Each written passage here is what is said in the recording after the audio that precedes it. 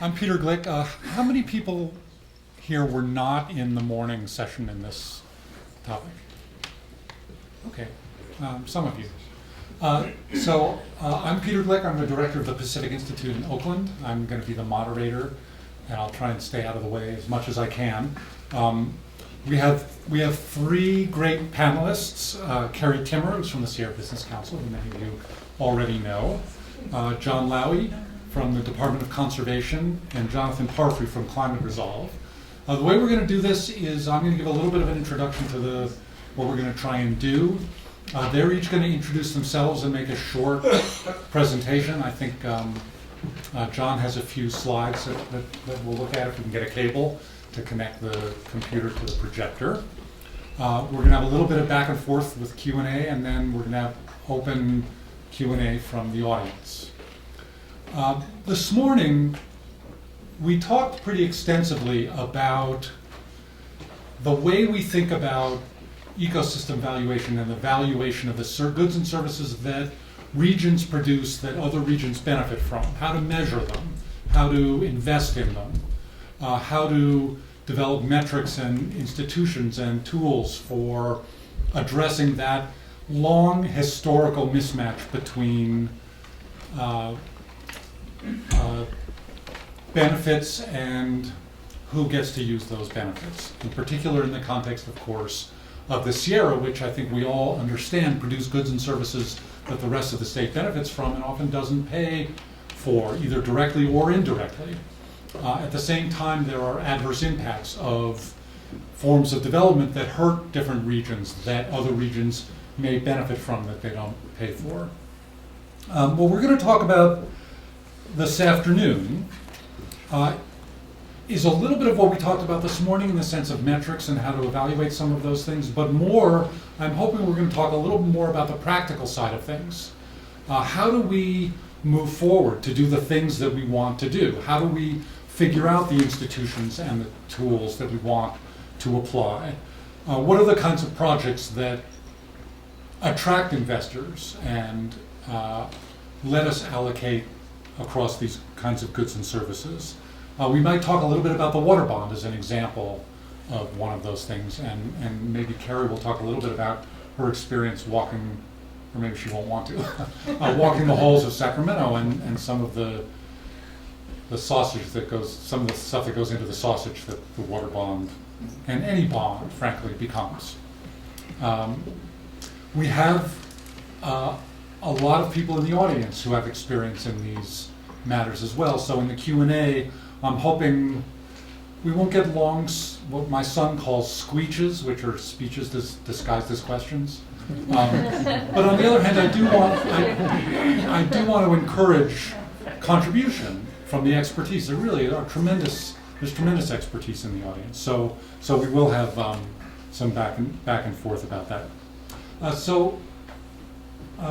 With that said, I think we didn't really talk about order, but maybe I'll have Carrie go first. Is this because I'm the only girl on the panel? No, the woman on the panel in the morning went last. I'm sorry, this is gender neutral. Just checking. But if you don't want to go No, I'm first. fine. I'm good. Okay. Hi, I'm Carrie Timmer. I'm the Government Affairs Director for the Sierra Business Council. I thought, apropos of what's been going on this weekend so far, I'd give you my very quick story about how I came to where I am. I was being 10 years old must be the magic number, because I think that was about Jeremy's watershed moment as well, but I was a 10-year-old on my way to summer camp. I was supposed to only be there for 2 weeks. As it turned out, in the end of the 2 weeks, I called my parents and asked if I could stay another 2 weeks, and bravely, they let me.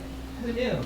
Anyway, on the way to the summer camp, I was sitting by a creek in New Jersey, of all places, which at one point in the not too recent past had the highest per capita spending per person on environmental work, conservation. I didn't know that at the time.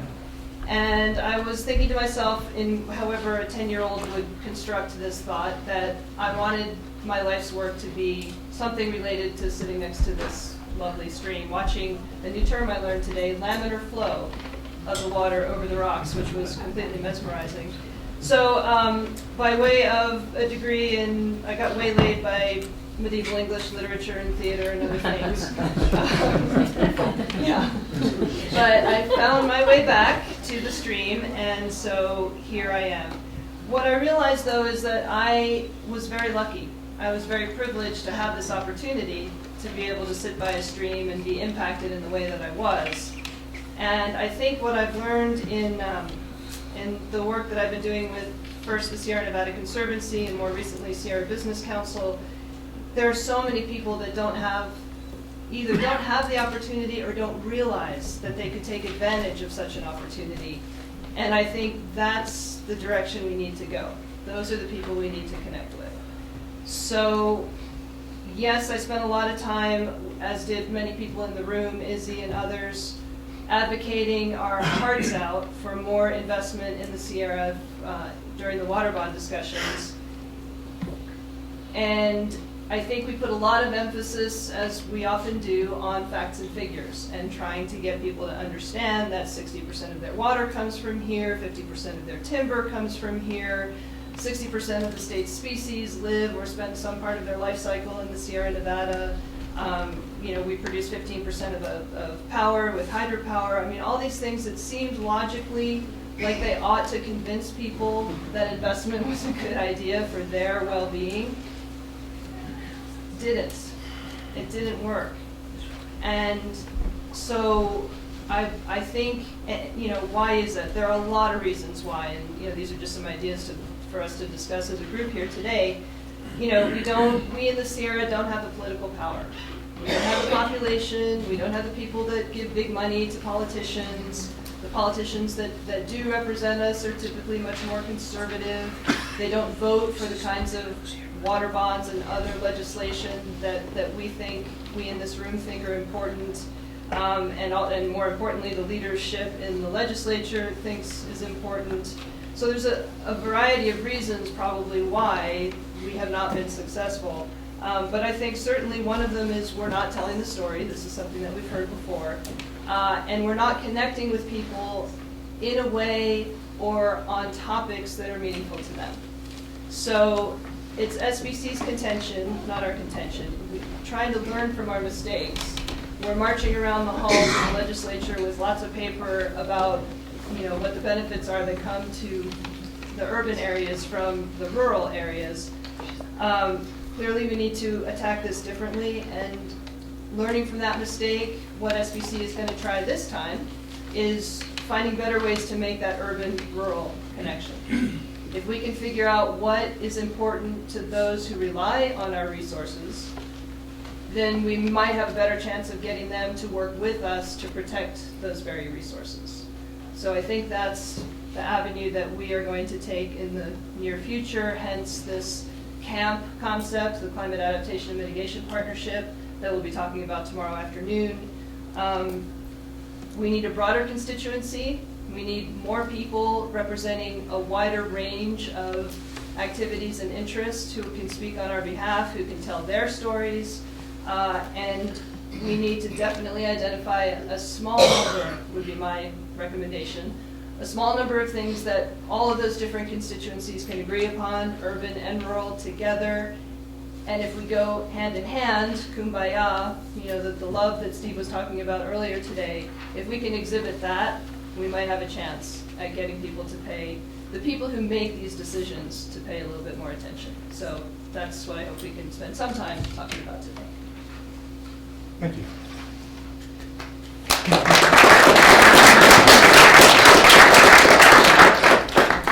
So let's have Jonathan go next and maybe describe Climate Resolve and the work you're doing. Well, Peter, I'm here today. I'm participating in the camp tomorrow to talk about the Los Angeles Regional Collaborative for Climate Action and to describe the work of that collaborative as well as the statewide group that I helped co-found as well as LARC, which is called ARCA, Alliance of Regional Climate Collaboratives for Adaptation. I can't believe I remembered that. So first, okay, here's my story. I live on the 14th floor of the Evo apartment building at the corner of Grand and 12th Street in downtown Los Angeles. And because I live at that location, I want to send you greetings from the land of John Muir. Because John Muir died 100 years ago, almost to this month, at the corner of Pico and Grand, a mere block away from where I live.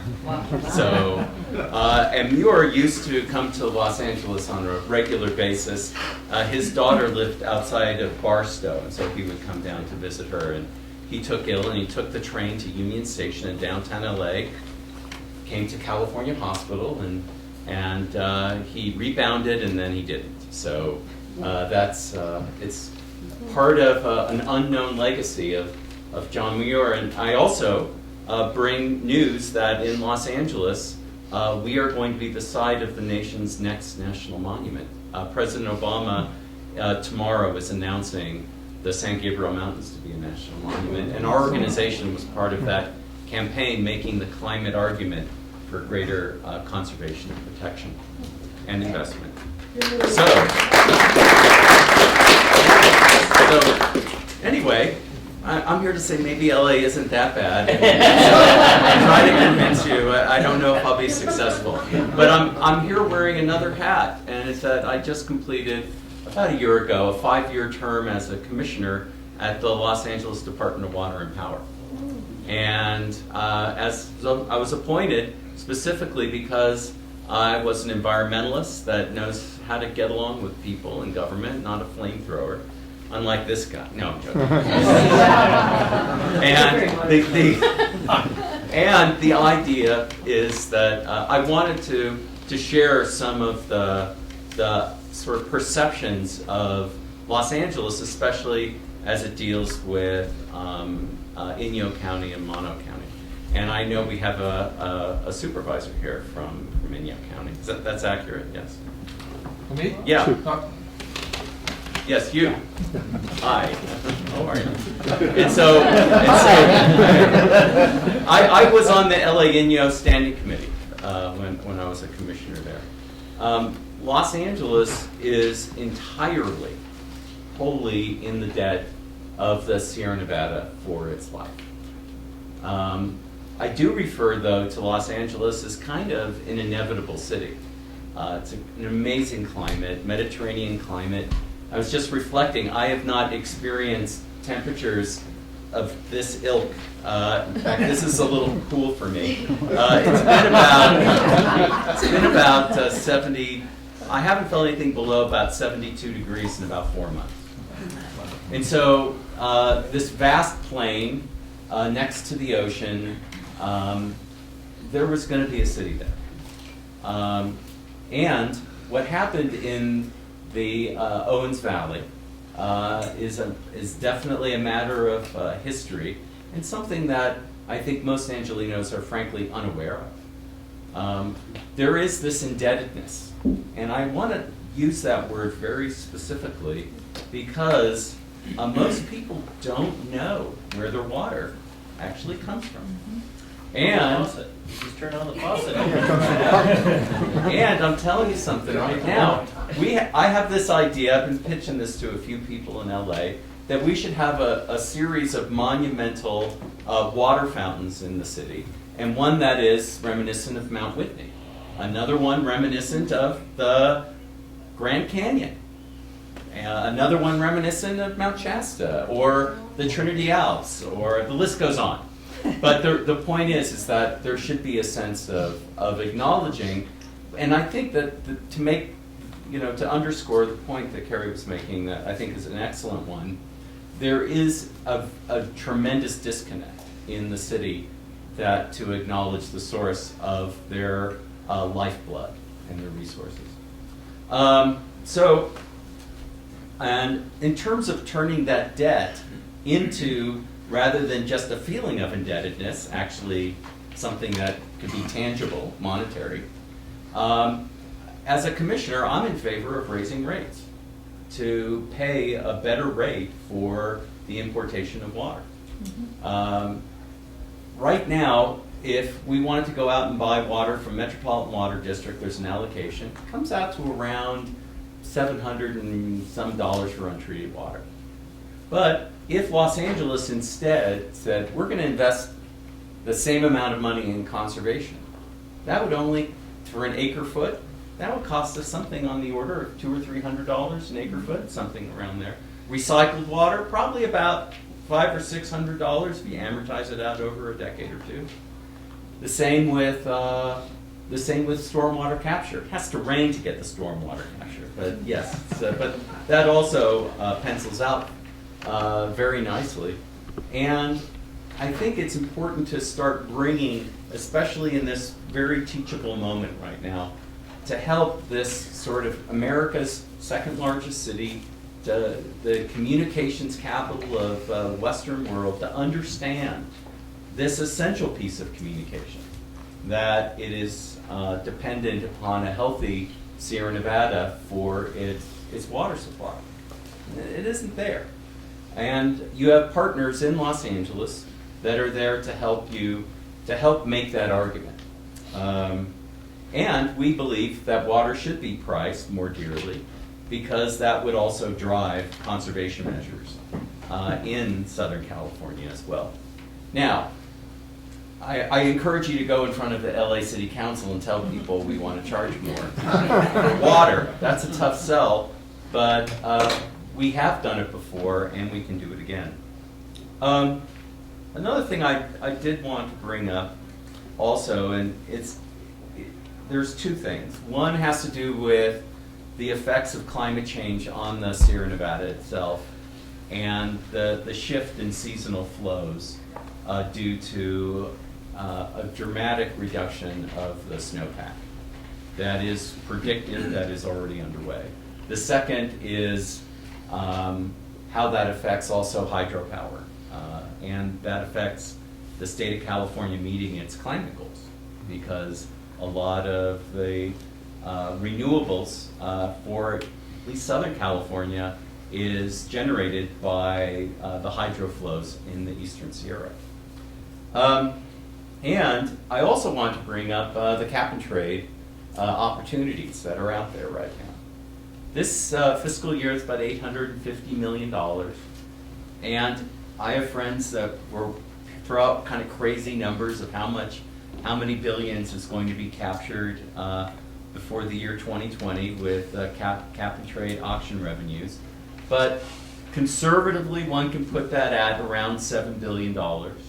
And at the high end, my guess is around $12 billion. Somewhere in that range these are dollars that are going to be available for reducing GHG in the state of California. At this very time, right now, there's 12 different tracks of doing guidelines on how those dollars will be allocated. And it's not by, I want to say it's 12 different agencies. Sometimes it's one agency doing 2 of them. Sometimes there are 3 agencies working on one of the guidelines. There are 12 different tracks on the guidelines for allocating the cap and trade dollars. I really encourage you to track how the dollars are going to be allocated now. I got to tell you, in Southern California, you guys have a chip on your shoulder about not getting what you think is your just due from Sacramento. We have that same chip on our shoulder, believe it or not. To give you an example, when the California Energy Commission was allocating dollars from the stimulus and on energy efficiency, the Energy Commission allocated per capita for Northern California counties, they received about $2.70 a person in energy efficiency dollars. In Central California counties, about $1.71. In Southern California, we got about 90 cents per person. So that kind of almost sounds like the way the Sierra Nevada gets treated, but in Southern California, we also feel as if we haven't necessarily come together to make a strong argument for greenhouse gas mitigation measures. I have to tell you that's changing. The Southern California Association of Government is our MPO, municipal planning organization. It oversees about 18 million people in one MPO. It is way too big, and they even know it. But there is a growing sense that, yet again, the the way in which the guidelines are being written by the Strategic Growth Council and some of the other agencies is that the folks that are in Sacramento and in the Bay Area that take the Amtrak into work every day, they already know the projects they want to fund. And they're back engineering the guidelines to meet those projects. And this is a story we've heard many times in Sacramento. And there's a sense that there should be truly a level playing field. And we should follow what the law demands of where the allocation should go. And goodness knows, because of the sequestering ability of the forests, because of the energy-water nexus, there has to be a very healthy allocation for the Sierra Nevada as well. So my advice is to become a quick study of where the guidelines are and where you can intervene to ensure parity and fairness. And if I could just say, Peter, that SBC is definitely tracking this guidelines development process, and this is going to be one of the major areas of immediate work under the Climate Adaptation and Mitigation Partnership. So we will be doing that, and I can't help but point out, though, that the Sierra doesn't have an MPO. Tahoe has one, and a couple of counties have one that covers the whole county. But that's how out of the loop we are. We don't even have that structure where the money is getting funneled through. So, and that's why there's a Sierra Business Council. Exactly. So thank you, Jonathan. That was great. We'll come back to some of these issues. For example, the really important issue of rural versus urban communication. What people understand, what people resent, why we need to overcome those, bridge those gaps is an important part of this. I think we'll also come back to some of these questions about funding mechanisms. For example, the water bond versus a fee on water versus water rates at the local level, and then not just how to raise the money, but how to support the kind of services or protect the kinds of resources that we want to protect. We'll come back to, including perhaps the cap and trade. And I think John is going to talk a little bit about some context of both public and private investment in ecosystems. He has a few slides, which I will call up now, as a follow-on to this conversation. Oh, they're up already. Good. So Here we go. I have a hard time sitting and thinking and talking, and I can't do all three at the same time. So, so first of all, Jonathan, I'm one of those people that rides Amtrak into Sacramento. I'm really faithful about that. Rain or shine, I ride my bike from my house to the train station, take my train into Sacramento, I walk to work. I am developing a set of guidelines for the expenditure of cap and trade revenues. And I just want to assure everyone that I am not back engineering anything with an anticipation of an outcome as a result of the work that I'm doing. But everything else he said was true. So, and then I want to respond to something that Carrie said. All of the effort to market what the Sierra provides and how people really didn't listen or hear or understand or accept as readily as you had hoped. The one thing I didn't hear, and the one thing as sort of an evangelical that I like to remind people, literally is people. All of those benefits that are being provided as a result of some sort of active set of management decisions that are being consciously made by people like you. And that part isn't getting into the conversation.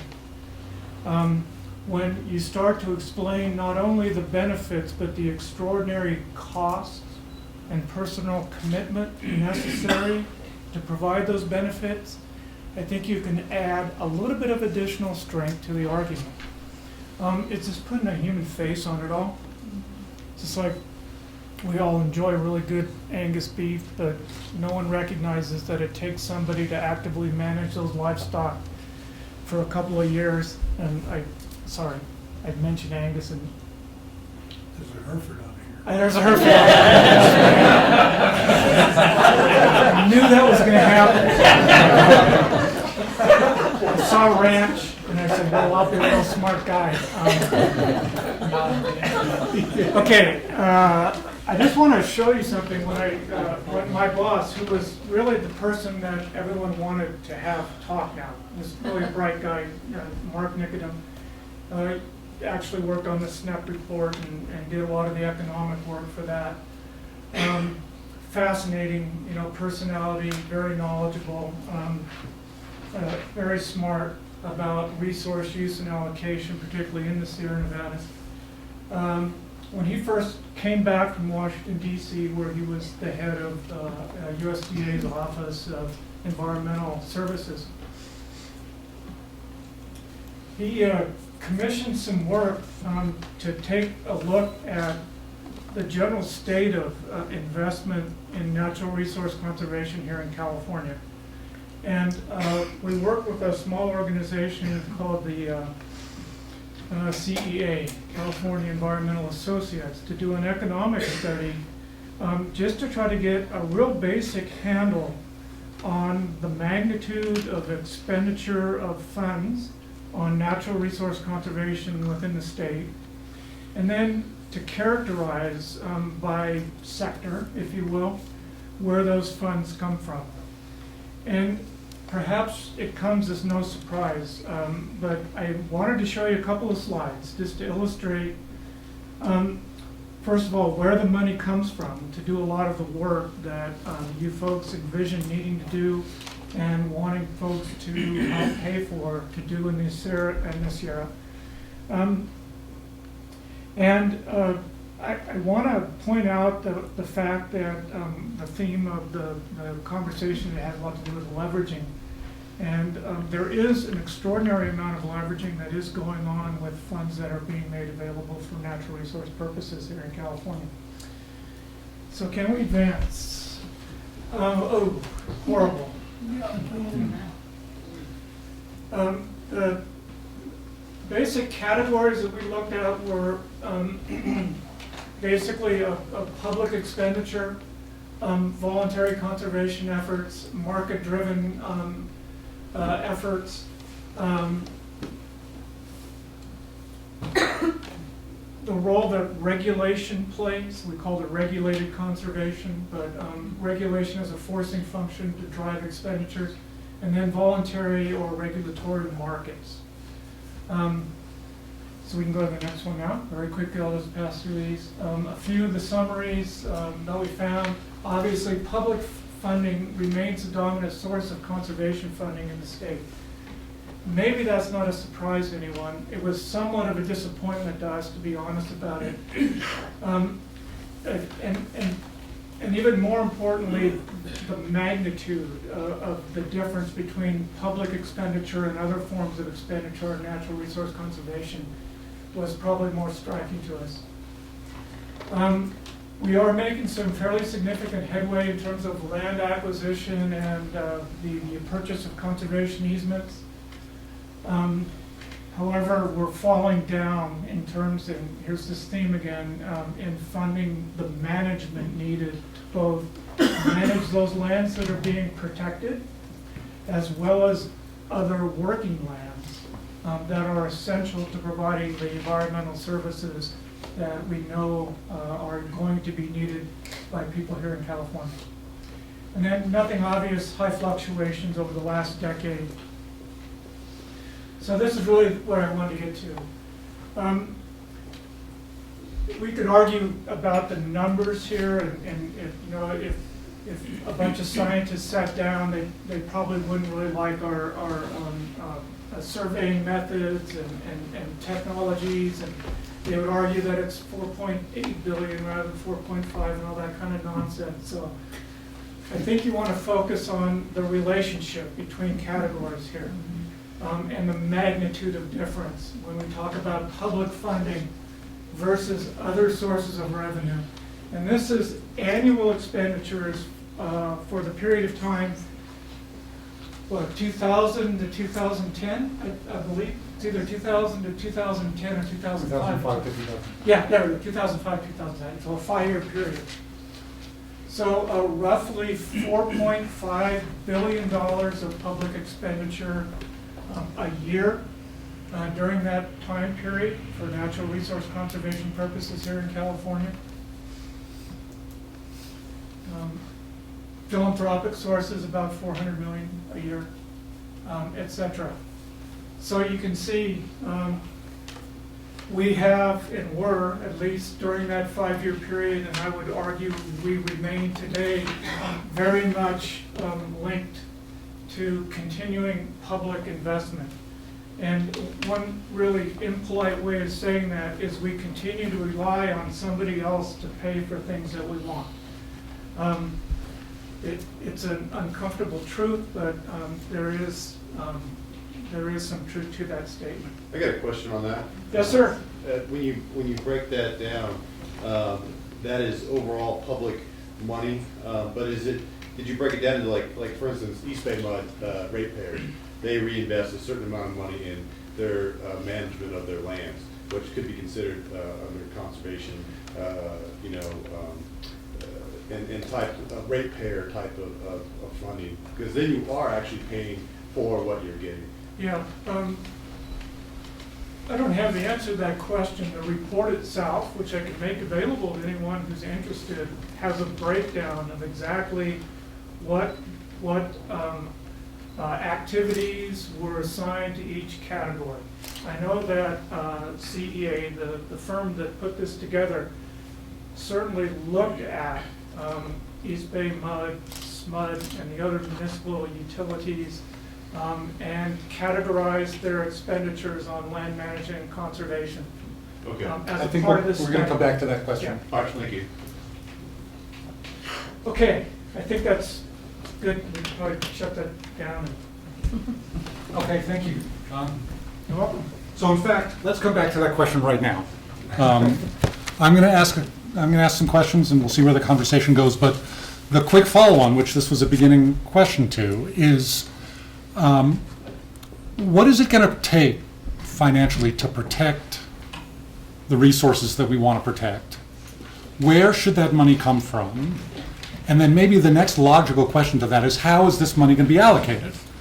If it's all allocated outside of the regions of origin, is that a good thing or a bad thing? Of course, I'm asking people who already have decided that. But for example, in the water area, and I don't want to limit it to the water area, but it's one I know a little bit about, we have a $7.5 billion bond on the ballot on November 4th, and it's public money. The bond is written, at least in part, to support public benefits of water investments. How we define public benefits is a question, how that money is going to end up being allocated. But we almost all also pay for our water and our utility bills. And that money goes to our water agencies.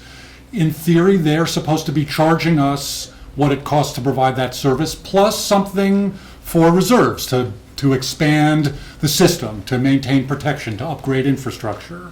So that's also, is that public money? How do we define that?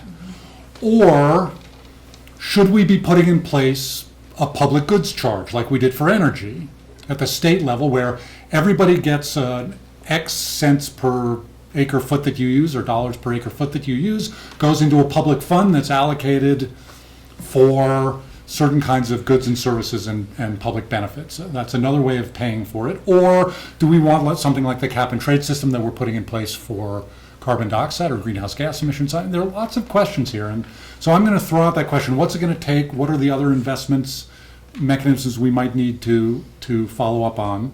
And I'm going to ask any of the panelists if they want to respond, and we'll go around. Maybe Jonathan, do you want to? All the above, can we say that? But I also think there's some smart management that hasn't necessarily been implemented. So for example, in the Owens Valley, the Department of Water and Power has a number of leasees who are using water and they're managing water in a certain way. And the Department of Water and Power could potentially make investments to help those leases manage that water in a preferred way, saving many acres feet of water.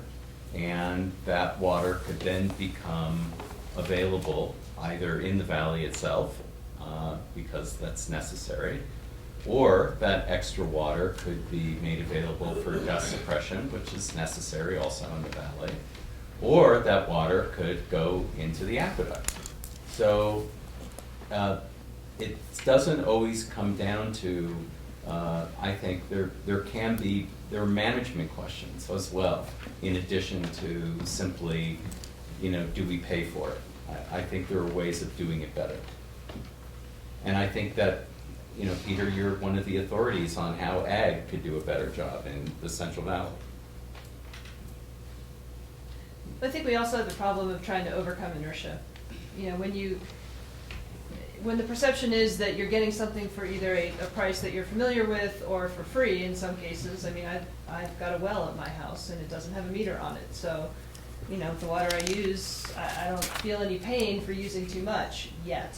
That pain I'm sure will come, but it hasn't yet.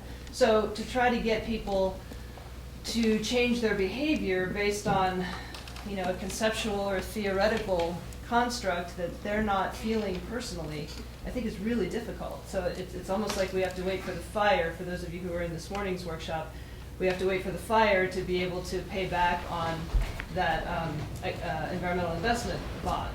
In this case, we have to wait until things are so dramatically awful for the target audience that we're dealing with.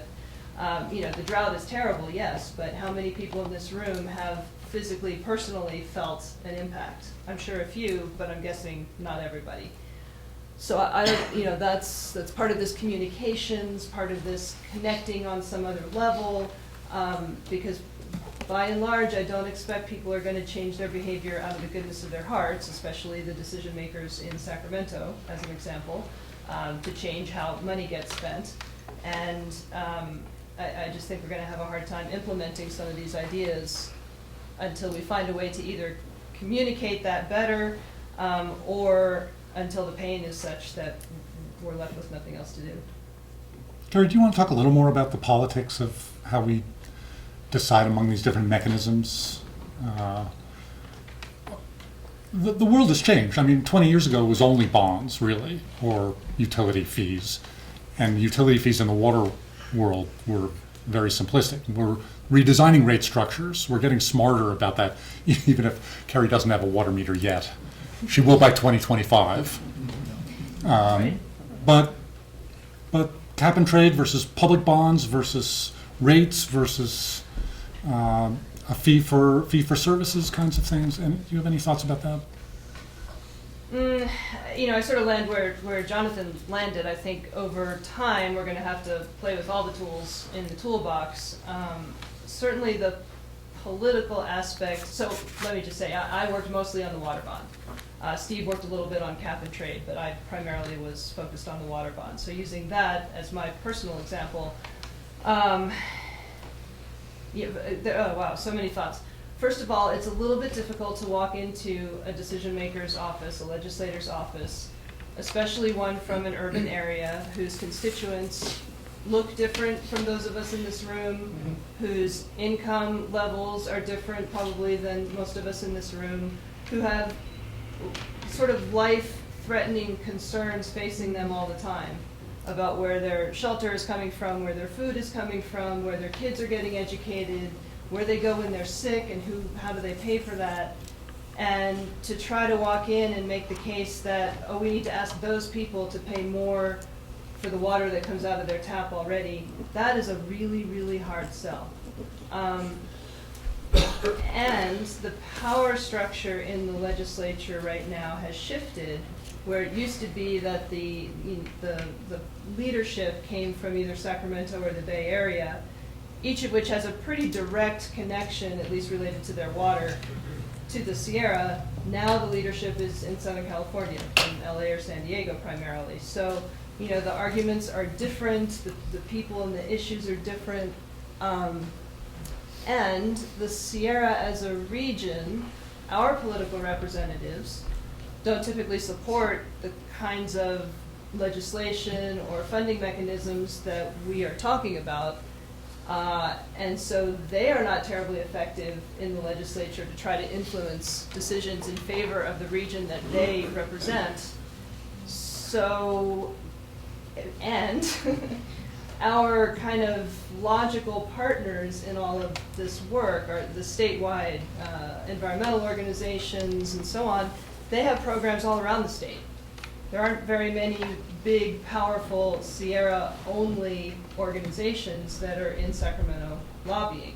So up till now, we've had to rely on the goodness of our friends, who are very good to us, typically, but when it comes down to, you know, the wire on something like the water bond, and you're talking about how much money is the Sierra Nevada Conservancy going to get, as opposed to the Coastal Conservancy, they've got bigger programs, bigger donors, more members on the coast. So it makes sense for them and their business model to support the coast. So as a result, at the very end of the water bond discussions, Coastal Conservancy got their amount kicked up by $20 million, and Sierra Nevada Conservancy stayed the same. So out of the Conservancy pot alone, Sierra Nevada Conservancy, who represents an area that provides 60% of the state's water, got about 8% of the total Conservancy pot. The Coastal Conservancy got 30%. In what universe does that make sense? Not mine. So, you know, that's the kind of thing that we're dealing with on the political level, I would say. So, how many people think that the, what is it, 7.5 billion? Or Yeah. What's the bond amount? It's 7.5 billion. Is actually going to solve the drought problem in California? Well, a whole bunch of people in the legislature think that. You're the only one raising your hand. I know.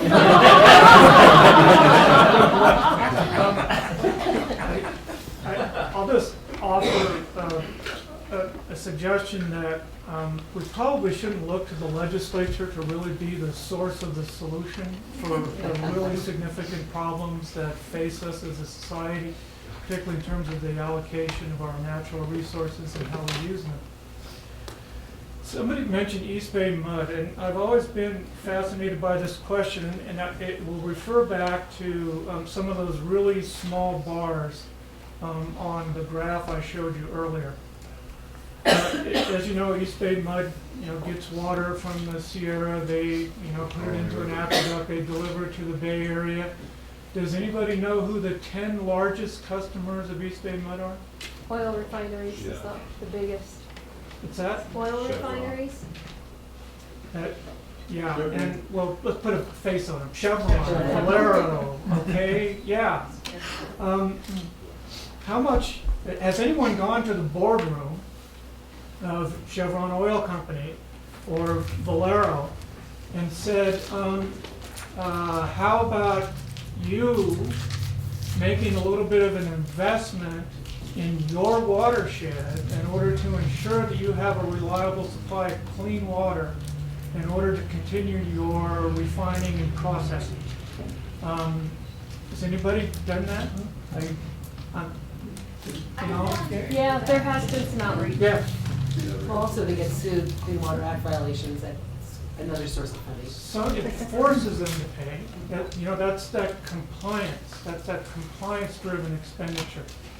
I had a really nice meeting with some folks from Shell Oil.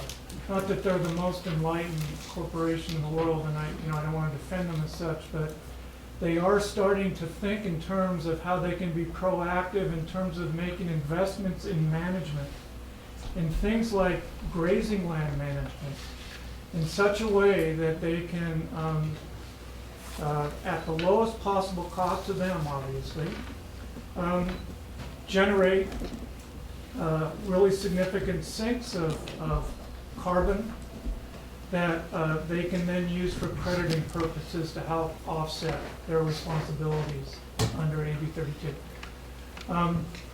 Really fascinating that they're starting to put those dots together. Obviously there's a little bit of a driving force there with AB 32, so the legislature had a role.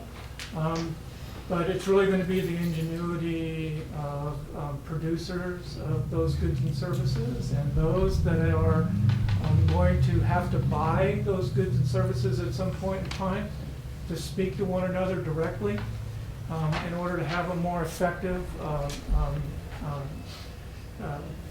marketplace that you can add to the public expenditure, the compliance-driven expenditures, and the other type of expenditures that will all be needed if we're going to work our way through some of the really,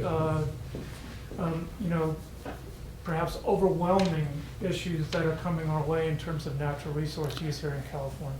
So let me actually follow up on this. I'm an EBMUD customer, East Bay Regional, East Bay Municipal Utilities District. And I think Jonathan's going to have something to say about this too. This raises the generic question about local costs being paid by local users for resources. I'm not going to defend Chevron or Valero, but I will note that a few years ago, EBMUD and Chevron came to an agreement where Chevron paid for a set of infrastructure in the EBMUD system to permit them to use recycled water from EBMUD, treated wastewater, which we want to encourage statewide, and to stop using the same amount of potable drinking water. They were getting potable drinking water for operations at the refinery. They're now using treated wastewater that they paid for, and that potable water now is being used for other purposes within the EBMUD system. I think that's a really important concept. That's an important, as we discussed, should it be tax money, should it be local money, should it be bond money? Local investment is really important in the water system. It begs the question that John raises, that provided no obvious benefit to the Mokelumne watershed, except to the extent that EBMUD didn't have to go and find more water from that watershed, which is a benefit. But none of that money came up here. That's a part of the discussion and should be followed up. And I know that the Los Angeles Basin has made a decision decades ago that they were going to try and expand local resources, water availability, recharge local groundwater, improve groundwater quality, recycle water, because of the concern about the dependency on water from the Delta, worry about the levees, the challenges with the Owens Valley. There is a movement in the right direction in that sense, and maybe that's some good news. That is accurate. Currently, City of LA is using about 20% less than what they call its baseline year of water use. And I think it's per customer, and this is on the residential side, it's down to about 88 gallons per person a day, which is pretty good. It could be a lot better. In Australia, they were getting down to the tens of gallons a day during their drought. And there's been a lot of movement back and forth between LA and Australia to learn from their drought. But I did want to say that Metropolitan Water, which is the water wholesaler for Southern California, is sort of like the little piggy who built their house of brick, because they went and for the last 3 decades, they've been charging a few pennies extra on everyone's water bill in order to sock away for a non-rainy day, their non-rainy day fund, to have a many years supply of excess water. And so it hasn't been widely reported because it really looks bad that in Southern California there's water that actually came from Northern California. It's just been banked for future use. But so it's been pretty quiet, but it has alleviated a lot of the drought concerns in the metropolitan basin. One of the things that... It'll be interesting to see what happens next year if it's dry this winter. Yes, it will. It'll be very interesting. And I really appreciate the point that Carrie brought up about cap and trade and the local legislators. It is hard if the local legislators have been adamantly opposed to cap and trade and consistently voted against it, to then have the same individuals come in and say, all right, now we'd like some of that money. It kind of doesn't work that way. And so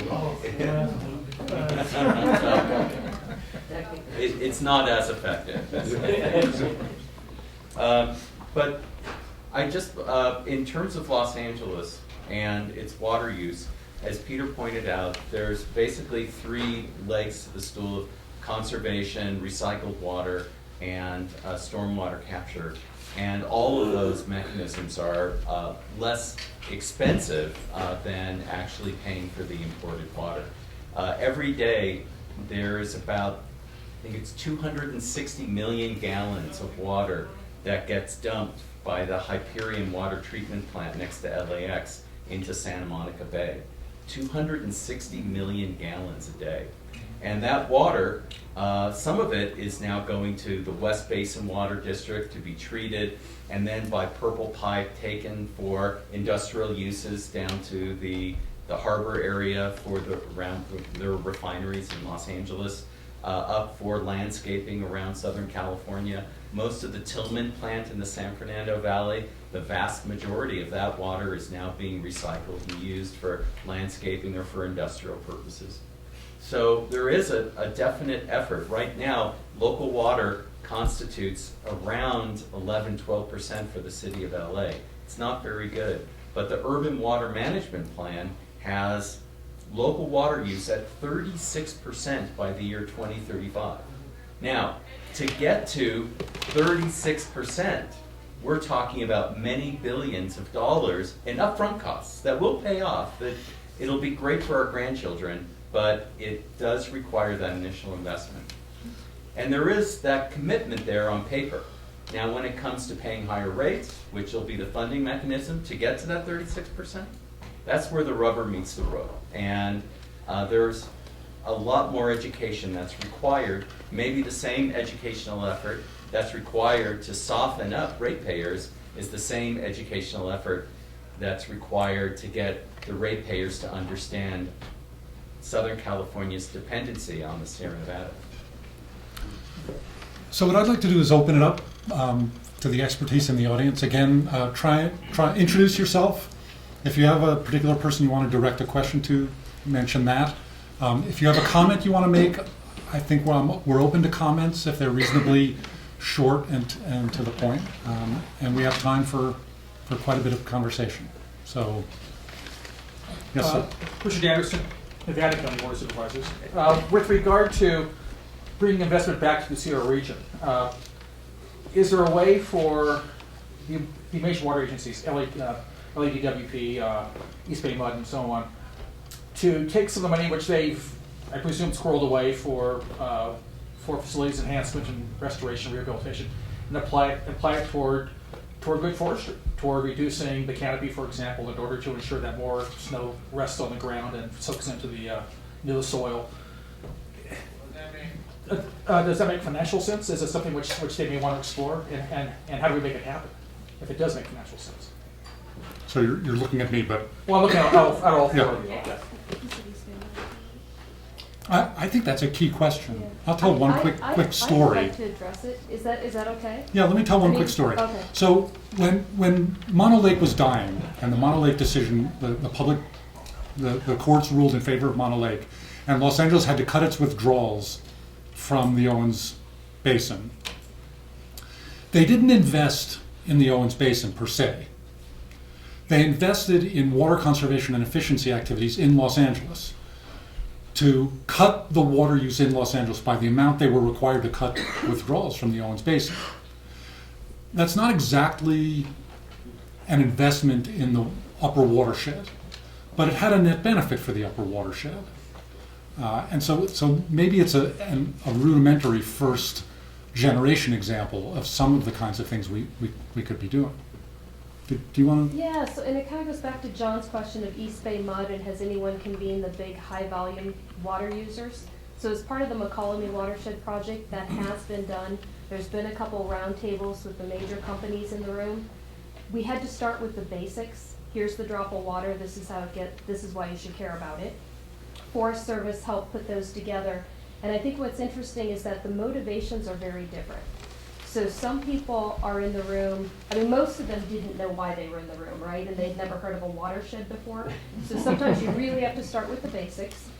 But I think also the motivations are very different. So your example of don't invest, it wasn't invested in Owens, instead it was the city. With the McCollum for Coca-Cola, that's one example where it is a company that's invested in watershed work on Forest Service lands in the McCollum watershed. Their motivation was claiming to be water neutral. Right. It was water consumption neutral. They invested in supplementing a monitoring project on a meadow restoration project, $200,000. And it was interesting, so it was less, they even have a bottling company in the watershed, but it was more about what project's ready to go right now and how can I invest in quantifying my water neutrality as opposed to restoring the watershed. So I think what we have to figure out is what are their motivations and try to have different options to really try to get private investment. Would you identify yourself? Oh, I'm Kim Carr with the Sierra Nevada Conservancy. Okay. I absolutely agree, and I think irregardless of what an individual corporation's motivations might be, that those motivations can be served in the way that you're talking about, and additional co-benefits can be generated through the same investment. A way we're always thinking, how to get the biggest bang for the buck. So I think you're absolutely right. Is there a question back? Just a comment. My name's Sophie Mulholland, and I'm the executive director of a regional land trust, but I also serve on the regional water board. I've been following Felicia Marcus, who's chair of the state water board, and I really like what she's doing, which is proposing a tiered water system for the major metropolitan areas, so that there would be an establishment of what is reasonable use for a family of 4. And if you want to be, so there'd be a tier for that, which would be very reasonable, be subsidized, followed by 3 other tiers. So if you live in Rancho Santa Fe and want 10 acres of lawn, you may pay $60,000 a year, with the idea that this money would then be used to actually move ahead with some of the work that has to be done to use secondary treated water. We've got legal work that has to be done. We've got to get it so we can use that on our ag plants. Nobody's looking at that from a scientific point of view. It could completely change how we do agriculture if we can get those legislative pieces in place. And my final statement is to remember, in Israel, 72% of the water is reused. So rather than praying for rain, I would like to see all of us trying to move ahead and say the best situation would be to have way more water than we could ever use. Another way of describing tiered rates is soak the rich for soaking their lawns. There is a difference between tiered rates, which more and more water agencies are implementing, and budgetary rates, which is partly what you're describing, where not only is a tiered rate is the more you use, the more you pay per unit for those upper units. So people who are really watering huge lawns pay a lot per unit. But a budgetary rate does what you're describing, which is a family of 4 has an allocation for a reasonable, efficient use of water, and it gets more expensive beyond that. And that requires information about people per household. It's been a little more difficult for water utilities to implement. But I agree. I think Felicia's trying to move in that direction. It does beg the question of, can any of these monies come back to areas of origin for projects elsewhere? But maybe we can continue that conversation. Izzy Martin from the Sierra Fund. I have a simple question. Has Sierra Business Council taken a position on Proposition 1? Yes. And what is that it? position? Simple question, simple answer. Oh, gosh. All right. Good answer. You gotta watch these guys. Yes, Sierra Business Council, after a fair amount of back and forth discussion, is supporting the water bonds reluctantly. And how about you, Jonathan? Is your organization taking a Yes, position? our organization is taking a favorable position on it. We think it's woefully insufficient, but we're better with it than without it. Okay, and rudely, my last question. How many people in the room think the water bond's going to pass? Raise your hand if you think it's going to The pass. governor's going. Yeah, the governor, Campaign you know, money. the indefatigable Yes. governor. Okay, that's interesting. We'll all know in a couple of weeks. So I would say, I How would many have note, already spent the money? the Pacific Institute is... The Pacific Institute is not taking a position on the water bond, because we don't typically take positions. But in 2 weeks, we're releasing an analysis of the water bond, what it says, what some of the subtleties are. We're all eagerly awaiting that. So that's on your website? It'll be on our website, packins.org. Peter, So can I- shameless plug. I'd like to elaborate a little bit, because there Yeah. were some specific reasons why we did choose to support it, despite the fact that there are things in it that we don't necessarily like and things not in it that we really fought very hard for. And had it been up to me, like the day after we found out that it passed and the governor put it on the ballot, we would have opposed the pig so we could use it as a platform to get out there and get our messages out. But cooler heads prevailed, thanks to Steve, believe it or not. And, and we really, we took a step back. I had a glass of whiskey, we sat down and talked. Good drinking. Yeah, it's good drinking. Better than water, right? And there are a number of reasons that we really felt compelled to support. First of all, we had put in a tremendous amount of effort in developing relationships with legislators, with their staff, with committees, with partner organizations, all of whom were very supportive of the bond in its final form. And so we felt, on the one hand, it was really important for our longer-term strategy, whatever that is going to look like. And right now it's looking like more of this urban-rural connection, but at the time we hadn't gotten that far. But for our ability to have credibility with our partners and with these decision makers with whom we had spent a lot of time, we felt we needed to support. And so it was more of a long-term strategic decision than necessarily a decision based strictly on the content of the water bond itself. Also, we felt like we could, instead of my original reaction which was to oppose in order to talk about the issues, we can support and talk about the issues, because we can clearly say we support, although somewhat reluctantly. And here's why: because we don't have enough investment in the areas where the state's water comes from, and this is a water bond. It's not a parks bond, it's a water bond. So this can be the platform. Our support of the bond can be the platform for us to get the messages out. And we felt we could potentially marginalize ourselves as a useful resource and a useful voice in the Capitol if we were to oppose something that so many of our key partners were supporting. So that's, in a nutshell, how we landed where we did. Thank you. Yes. Last I heard, the city of Philadelphia is radically restructuring its water payment system, where basically instead of charging users for the amount of water they use, they charge them for the amount of impermeable surface they have. So, for example, the Philly airport, their water bill is going way, way up, and the University of Pennsylvania's water bill is going way, way down. But that's reflective of the actual cost to the city, because it costs them an enormous amount of water to actually, deal with all the stormwater infrastructure that's associated with that. I'm wondering if that actually, if a scheme like that makes sense in California, particularly for urban areas, and if you would see any political chances of that happening down the road. It's only based on impermeable? I don't know enough of the details, unfortunately, but that's a Jonathan? driver. No. So Jonathan's shaking his head.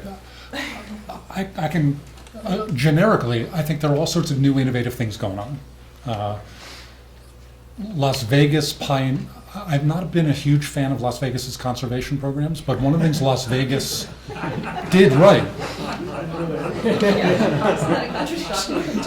No, they're very proud of their conservation programs. And in fact, my favorite water conservation ad is from the Las Vegas water districts, but that's a separate thing.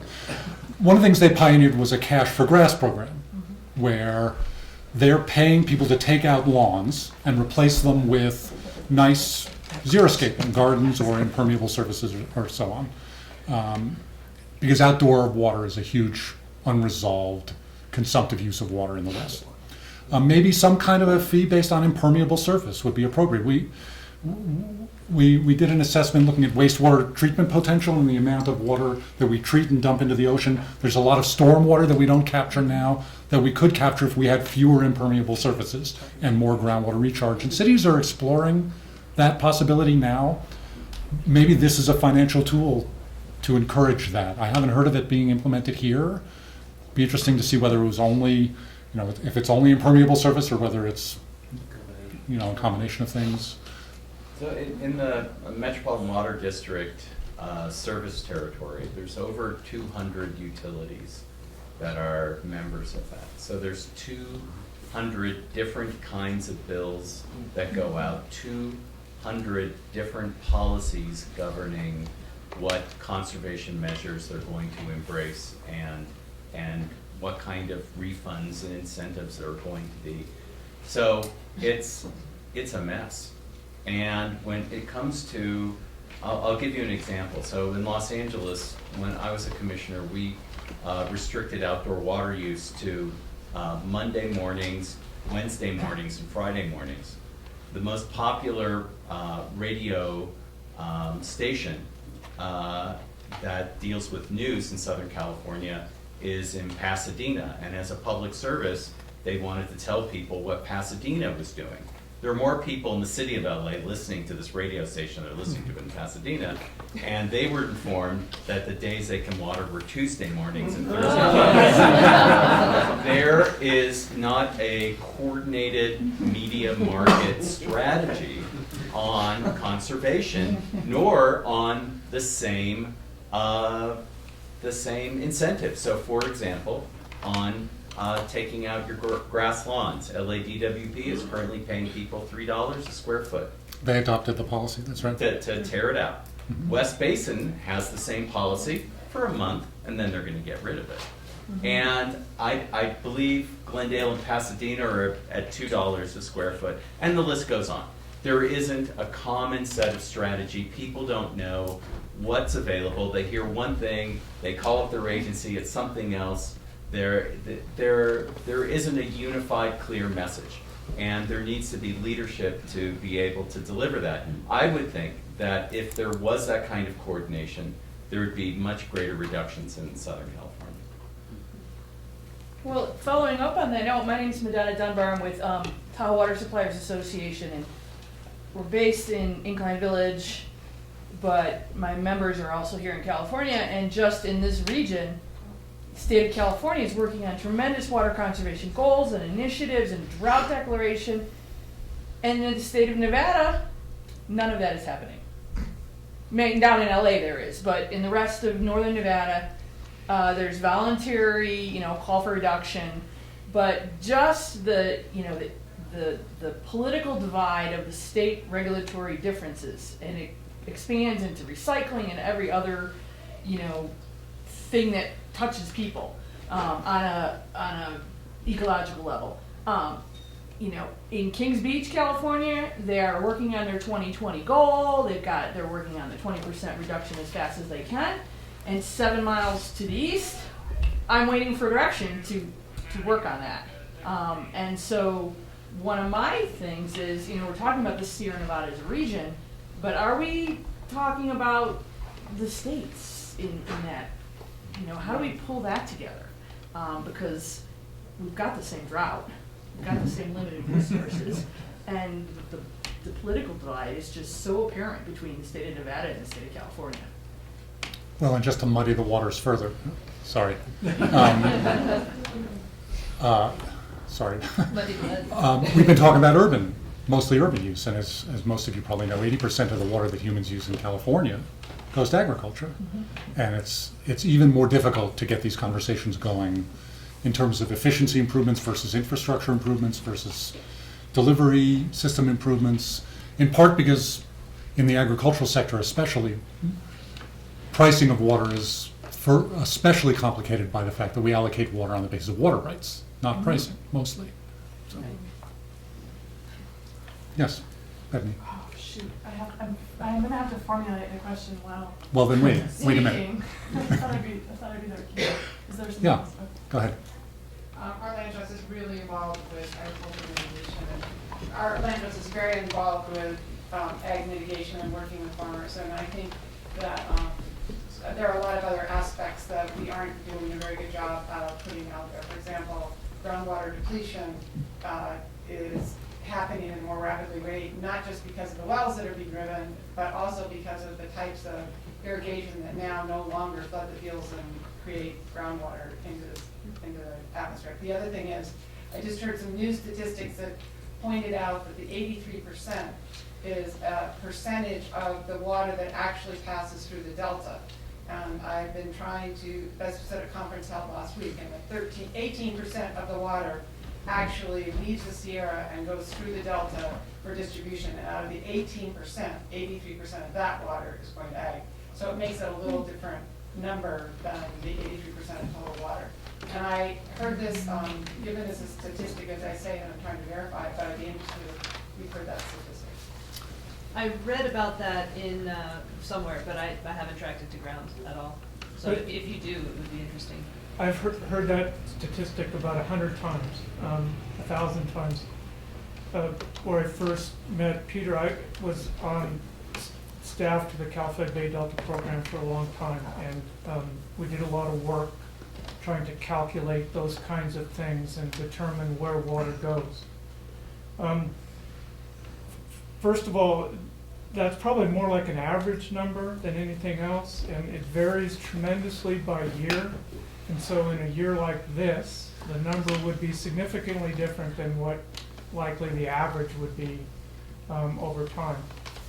But the bottom line is there's some truth to the fact that a lot of the water that flows out of the Sierras, in particular water that flows from the Sacramento River system, does find its way to the bay and out to the ocean.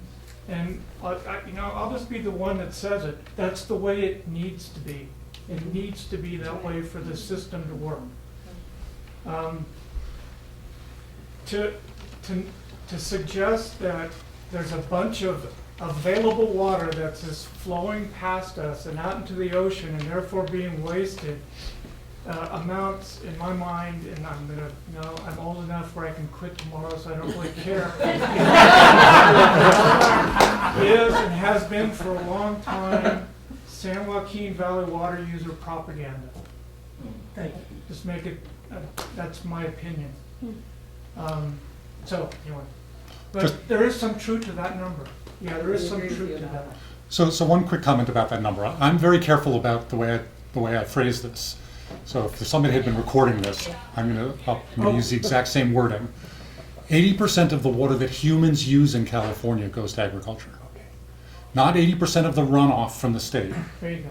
80% of the water that we extract from the system goes to agriculture. The other 20% goes to industrial, commercial, residential, and institutional water. Now, the agricultural community would like to say 40% of the water in the state goes to agriculture, 40% goes to the environment and out the North Coast rivers or out the delta into the bay and into the ocean. Both of those numbers are right, but I would also note that 250 years ago, 100% of the water flowed out those rivers. So it's sort of a semantic debate, and I'm not sure how important it is, and I'm not trying to say, I also say over and over again, California is a fantastic place to grow food. We should have a strong, healthy agricultural economy always. We could grow more food with less water. We could flush our toilets and wash our clothes with less water. And I think that's part of the discussion we have to be having. Well, and I'll just, add to that, in time, we will be forced to make those decisions. It's not like it's going to magically change and get a whole lot better in terms of the water quality or quantity picture here in California. It's going to be a really hard pull to maintain things at a reasonable level. So we can make tough decisions now, or we will, deal with really tough decisions later. But they will be tough decisions irregardless. And that's really what's at stake here. It's not everybody getting better together. It's kind of hanging in there and keeping things okay. Going back to the water bond, $2.75 billion has been allocated for storage. There are a number of people in the state who feel that's going to be totally dedicated to surface storage. What I'd like to hear are some of the arguments for some of the other forms of storage that $2.75 billion might go for. That's the question. So I could say wait 2 weeks for our analysis, but the short answer, I've spent a lot of time reading Chapter 8 of the water bond, which is the $2.7 billion. I think a lot of people believe that's devoted to, that it's what we call a covert earmark for surface storage. The way it's written is it says surface or groundwater storage projects for the public benefits portion, limited in certain ways and defined in certain ways. My personal belief is that there are very few, if any, surface storage projects that will pass the test and get much money out of the bond. But that's going to depend on how it's implemented if it passes, and what the California Water Commission, which has the responsibility for allocating that water, decides, and how they define public benefits. It also depends on the characteristics of the projects that are brought forward. And we had this conversation at lunch, and I've had it a number of times.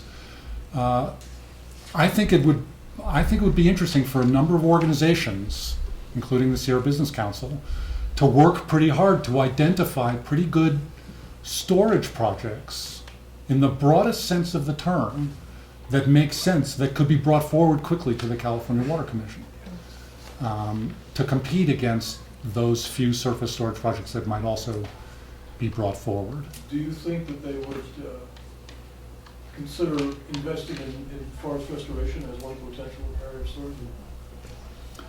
It says surface or groundwater storage. If a case could be made that a groundwater storage project includes forest restoration, that encourages soil moisture recharge and groundwater recharge, maybe. And I think that would be great. I think that would be money worth spending. But it gets back to this question about reluctantly supporting the bond in the hopes that if it passes, you work hard then to actually move toward implementation of good things. Can I ask another question? I know that there's $200 million set aside for the Wildlife Conservation Board. What do you think the potential of that money coming to the Sierra Nevada for watershed protections would be? That I can't answer. I don't know if Carrie. Yeah, my understanding is that is for flow enhancement, and it's got pretty strict restrictions on it. So the answer is I don't really know, but that is one of the pots of money that certainly we are looking at for potential access, and making sure that we track the guideline process so we can see what it is that they're proposing as guidelines to make sure that Sierra projects and upper watershed management would be eligible. Now, that does not include the money needed in the event that they implement the Klamath Accord. And the state has to pony up about $200 million. That's a different pot, right? Right, yeah, that's the settlement pot. Yep, of which there are, I think, 4 or 5 that fit under that pot. This is a separate pot that goes directly to flow enhancement. Can I ask the panelists if they have any thoughts about which of these new funding mechanisms or improved old funding mechanisms might best help provide resources for the regional benefits that we're trying to encourage? My opinion is anything other than bonds. They are so episodic. We have to fight so hard. We have to collectively spend so much capital, energy, money to just even be part of the process, let alone whether there's a successful outcome. I hate that about it. It just seems like so much wasted effort. So my personal opinion is I would like to see us move towards something that's more permanent, more predictable, so that agencies aren't wondering every 2 years whether they have a budget, whether they're going to have programs, so that nonprofits and all of us in the room don't have to worry every 2 years about whether we're going to stay in business or not to be able to do the good work that needs to be done. So I know this isn't going to happen super soon, but my personal life's goal for the rest of my working career is going to be to try to find, try to be a part of the larger effort that results in some kind of permanent funding source from whatever mechanism. Users' fees? Yeah, oh, absolutely, absolutely. I mean, it's going to take, like I was saying earlier, overcoming the inertia and the momentum against such a thing is going to be tough. but I'm hopeful that with a broader coalition of stronger voices with specific ideas that can be tested, it may take a decade. I mean, look how long it took to get the Conservancy established. Look how long it took to get gay marriage accepted by 30 states in the country. You can't just walk away when you don't get your $175 million in the water bond this year. It's going to take a long-term effort, but it feels like it's a more worthwhile effort if it results in something that is more permanent, that really speaks to an understanding of the connection between where the resources come from and where they're used, that reflects that educational process so that people are buying in because they understand at some level as opposed to being regulated or forced. John? Yeah, I would just add that it's not just the money, but how well we use the money we have. And that there's been some pretty significant criticism of how agencies, departments really had some shortcomings in terms of being able to report and characterize the benefits of previous bond expenditures. Prop 50, Prop 13, Prop 84, etc. So I think one of the clear messages out there for those agencies that will be administering bond funds is that at some point in time there's going to be a higher level of accountability associated with the expenditure of these bond funds, and we need to do a better job. We need to be more productive. We need to get a bigger bang out of the dollars spent. We need to look for the most effective ways to achieve the goals and objectives we have. And if that means, investing smaller amounts of money in green infrastructure, well away from the point of use in order to receive the benefit downstream, we need to capture those ideas, put them into motion in order to make the best use of the dollars we do have available. Jonathan, would you also comment on maybe how to better communicate this between Yeah, this urban and rural divide? If you could have the best mechanism in the world, but if you don't have the political clout to get it approved, it's just a great idea on the shelf. And I really appreciate what you said about gay marriage, but I have to correct you. Gay marriage didn't win. Marriage equality won. Sorry. And it's the framing of the conversation. Yeah, and that cuts to the very point of building a new sensibility within California where the rural and the urban communities are more connected, where the urban communities see that they're entirely dependent on the rural communities and they're willing to pay for it. So we're running out of time. I just thought I'd make a quick comment to wrap up. I think we all believe that there are real quantifiable resource benefits that we're not adequately protecting and investing in. Broadly defined resources, especially from the Sierra. I think we're improving our ability to quantify them. We talked about that a little bit this morning, about ways of evaluating those benefits. I think we're finding new tools to manage them and to invest in them potentially, but it may be a lifetime. It's going to be a lifetime process. It's not just bonds, but now there's cap and trade, there's local fees, there's fees for service, there are all sorts of new ideas out there for raising capital. Again, we've talked about that this morning and this afternoon. But there are a lot of barriers left in terms of measurement, in terms of tools, in terms of politics, especially, in terms of regional integration. And I think I'm a little optimistic that we're developing the conversation necessary to work together. And I think there's a lot more to be done, but I like to think we're moving in the right direction. I hope you'll join me in thanking the panelists, and we can continue the conversation.